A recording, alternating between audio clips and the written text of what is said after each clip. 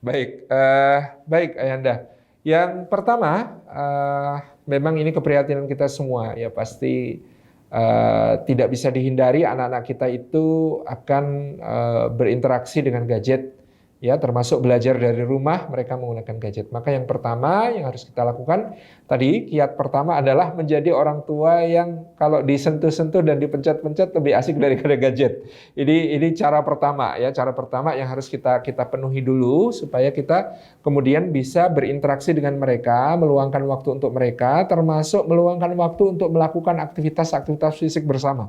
Saya di rumah itu ya sampai ya bola itu harus ada, kemudian buat main bola bareng anak-anak gitu ya, trampolin gitu saya sediakan juga, terus berbagai macam aktivitas fisik yang kemudian membuat mereka merasa bahwa yang fisik itu tetap asik, itu penting ya. Saya kemudian juga mengupayakan Bapak sepulang kerja itu dalam keadaan fresh, supaya sepulang kerja kita bisa menemani anak bermain dalam aktivitas fisik, meskipun nanti jangka waktu terbatas, tapi itu tetap akan menjadi sesuatu yang berharga untuk mereka. Jadi kita pulang dalam keadaan, kalau sunnah Nabi SAW itu kan kata Anas bin Malik, beliau nggak pernah mengetuk pintu ataupun mengucap salam untuk masuk kepada keluarganya, melainkan telah berwudu, bersiwak, dan memakai wewangian. Artinya kan sebenarnya yang disunahkan itu kita fresh ketika pulang, supaya ketika anak-anak kemudian membutuhkan kita untuk katakanlah main bareng, ya main Lego ataupun main apa gitu ya, kemudian bersama mereka kita bisa menemani mereka, meskipun tidak terlalu panjang waktunya, tapi tetap akan berharga untuk anak-anak kita. Jadi mempersiapkan diri kita untuk punya waktu melakukan aktivitas non dengan gadget yang mencukupi, yang meskipun tidak terlalu banyak, tetapi anak-anak merasakan itu sebagai satu keasyikan yang tidak tergantikan. Di rumah main peta umpet, main bola, main lempar-lempar, hal-hal yang bisa kemudian dijadikan kegiatan bersama dengan anak. Ini yang pertama. Yang kedua, tetapkan dosis ya Bunda yang dirahmati oleh Allah.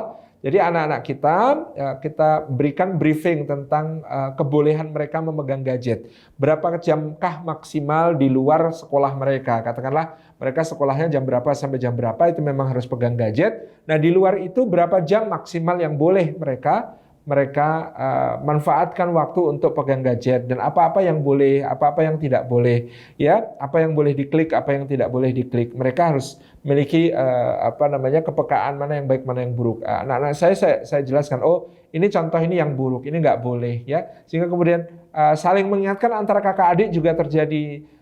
Misalnya Jaisan lihat Nawaf, ya, anak saya yang nomor 3 lihat nomor 2. Abah, Nawaf lihat yang jelek. Oh iya, Nawaf itu jelek apa bagus? Oh iya, bah jelek. Ya udah, harus kemudian segera di close, ganti yang lain, gitu ya. Itu di antara mereka bisa saling mengingatkan. Kemudian yang berikutnya ya Bunda yang dirahmati Allah, tetapkan waktu-waktu tanpa gadget. Kita punya aturan waktu tanpa gadget. Contoh di meja makan. Kita kalau lagi makan bareng, nggak boleh ada yang pegang gadget, taruh semua. Ya, yang kedua, menjelang tidur, katakanlah begitu. Ayo semua sebelum tidur, katakanlah sudah jam 9 atau jam setengah 9, semua mau waktunya tidur, tidak ada yang boleh pegang gadget di tempat tidur. Tidur, sebelum tidur mungkin dipimpin berdoa bersama, ya, berzikir bersama, atau ada yang mau membacakan cerita, boleh, tetapi pokoknya waktu sebelum tidur adalah waktu tanpa gadget. Jadi mereka dapat experience tanpa gadget yang bermakna, dapat experience tanpa gadget yang bisa membuat mereka teralihkan. Yang berikutnya ya Bunda, dampingi.